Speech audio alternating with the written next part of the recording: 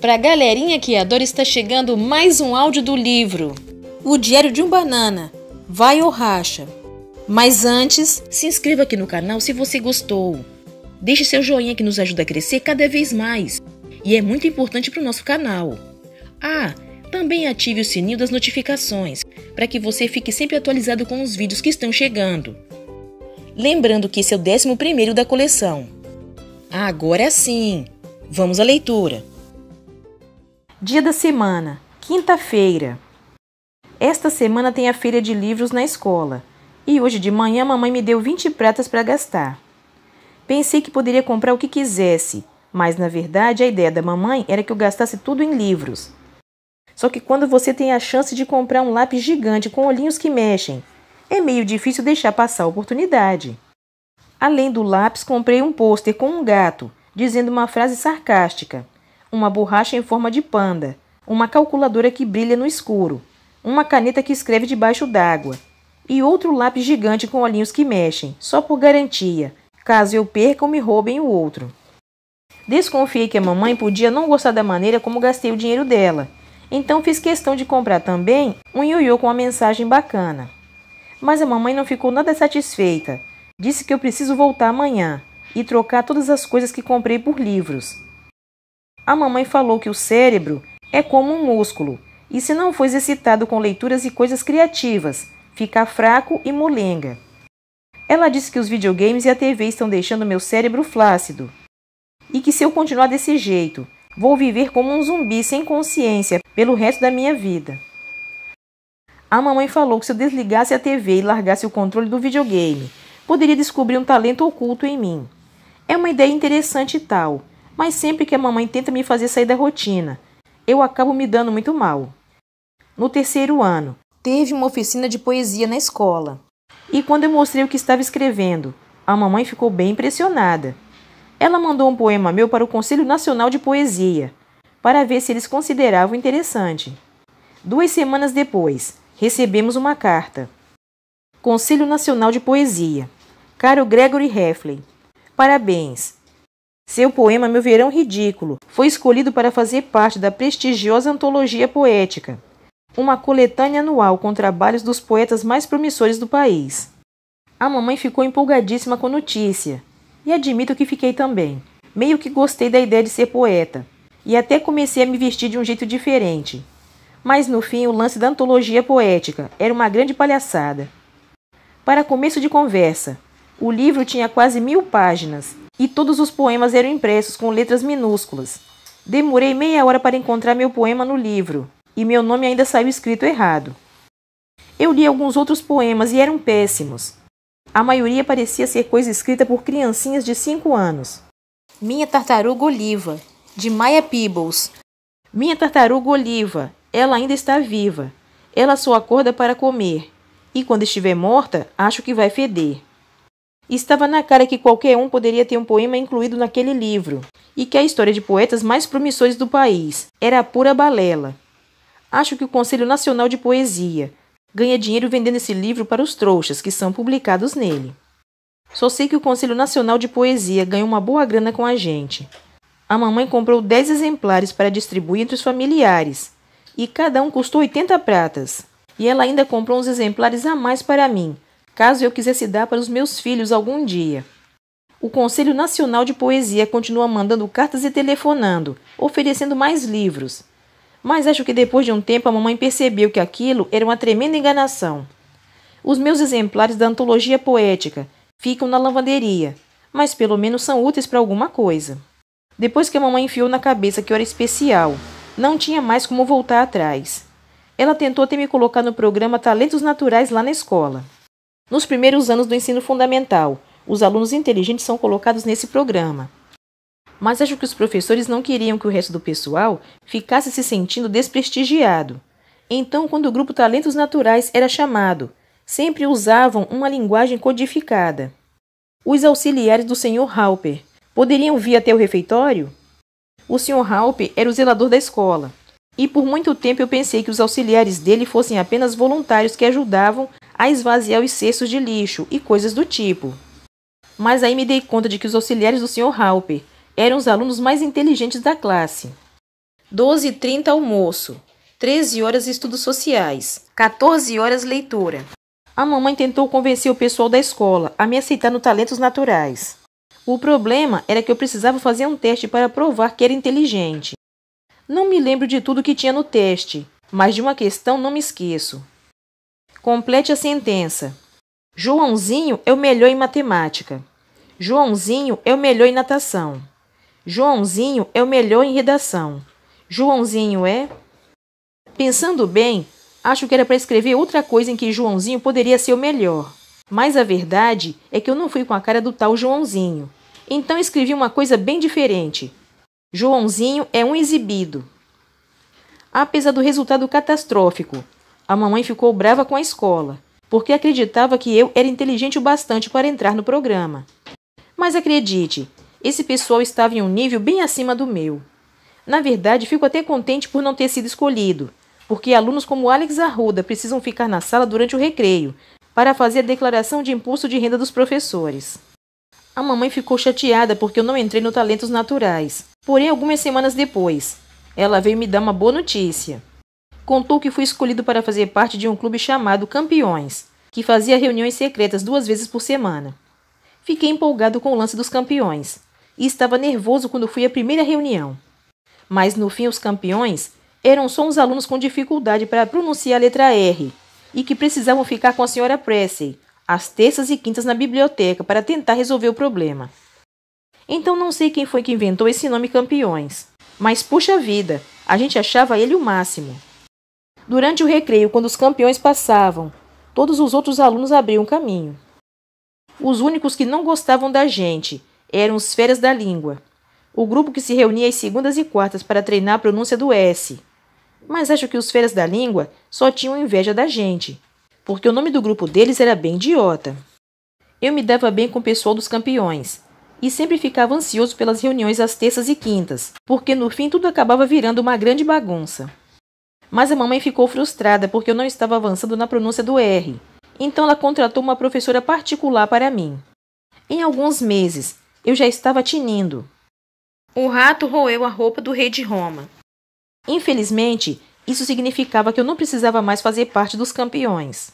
Durante algumas semanas, cheguei a fingir que não sabia pronunciar o R, só para continuar no clube.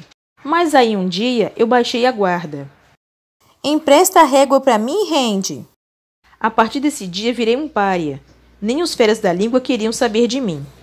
No fim, todos os pais acham que seus filhos são especiais. Mas essa coisa está começando a passar dos limites. Manny fez parte de um time de futebol na primavera. Os moleques eram uma porcaria. Não conseguiram marcar nenhum gol e tomavam uns 10 por jogo, no mínimo. O goleiro, Tucker Hemme, passava o jogo inteirinho enfiando grama no umbigo.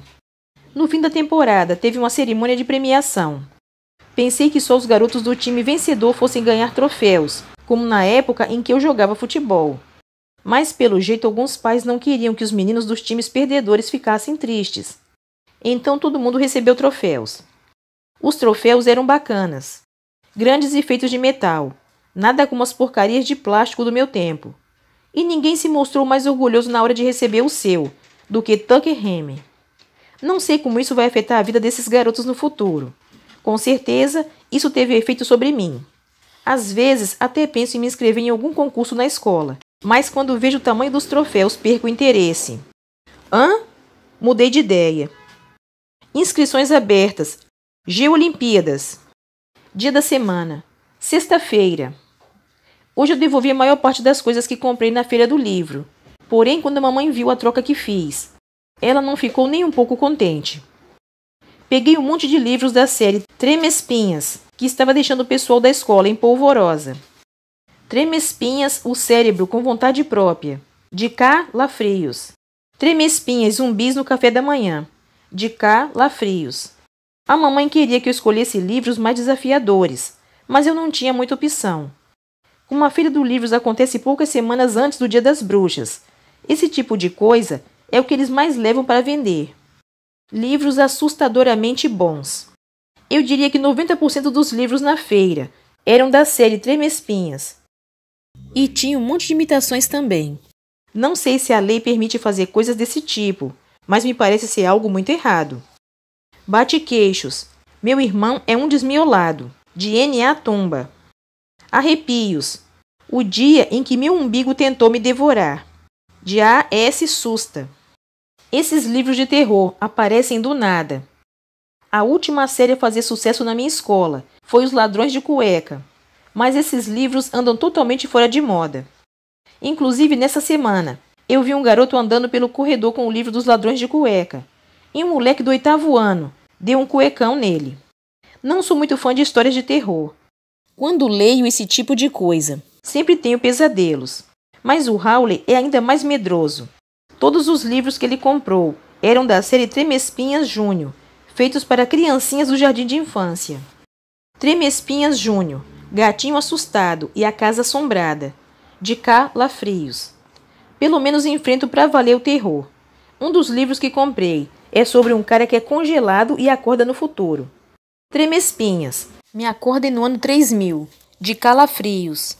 Achei que era só ficção científica, mas o Albert Sandy comentou de um ricaço que está fazendo isso de verdade. O Albert disse que viu uma reportagem sobre um velho bilionário que estava bem doente e pagou uma fortuna para ser congelado vivo. Aí, daqui a 100 anos, ele vai ser descongelado. Ele acha que até lá já vão ter descoberto a cura para todas as doenças, e assim vai poder viver para sempre.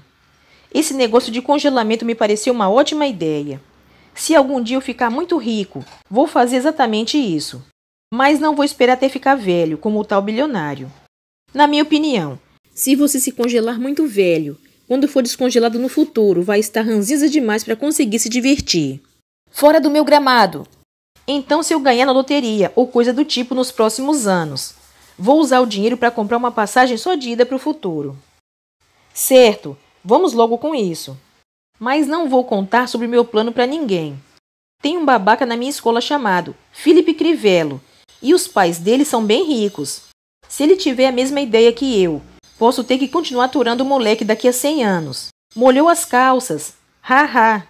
Só não tenho certeza se 100 anos vai ser o suficiente.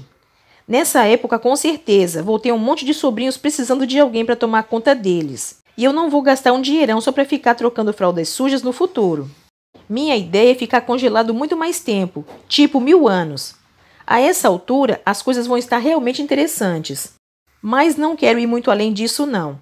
Porque vai saber como os seres humanos terão evoluído depois de tanto tempo. Humano primitivo, leão. Se eu não ganhar na loteria nos próximos anos, acho que vou ter que me contentar com a opção mais barata.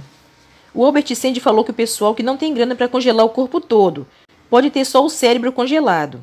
Só que eu fico meio tenso de entregar o meu cérebro na mão de pessoas que nem conheço. Duvido que os funcionários das clínicas sejam bem pagos para não fazerem nada.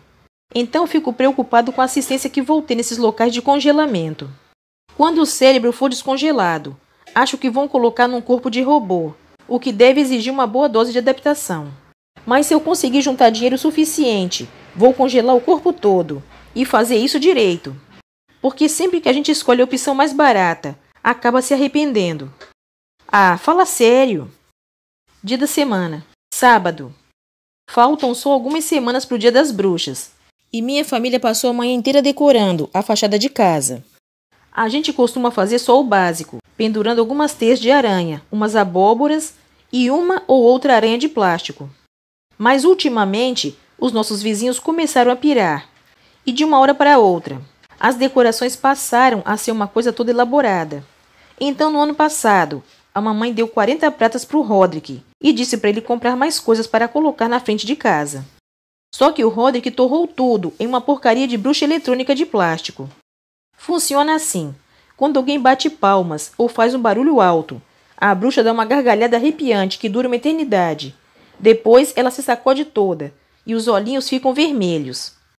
Mas quem fabricou aquele treco pôs o volume alto demais e não tem como abaixar. É preciso esperar a bruxa fazer seu número inteiro, o que leva uns 2 minutos. A gente pendurou a bruxa em cima da porta da frente no ano passado, mas a criançada ficou com medo, e as únicas pessoas que vieram pedir doce na nossa casa foram os adolescentes, depois das 10 horas da noite. No dia seguinte, o papai pôs a bruxa em uma prateleira no porão, e foi lá que ela ficou desde então, mas nem por isso deixou de causar problemas. A bruxa é super sensível ao som, e às vezes qualquer ruído faz a gargalhada disparar, inclusive em outro andar da casa. Para piorar ainda mais, a bruxa parece ter vontade própria e de vez em quando começa a gargalhar do nada, sem que ninguém dê um pio. Interrompemos a festa do pijama pelo menos 2 vezes por causa dela. Já tentei convencer a mamãe e o papai a jogar a bruxa fora, mas o papai disse que é só um brinquedinho de plástico e que eu preciso parar de ser tão medroso. Mas acho que a mamãe ficou cansada de ouvir aquelas gargalhadas repentinas o tempo todo e algumas semanas atrás pediu para o papai descer até o porão e tirar as pilhas da bruxa. E o que aconteceu depois disso é o motivo pelo qual nunca mais fui ao porão. O mais chato é que todas as minhas fantasias de Dia das Bruxas estão lá embaixo.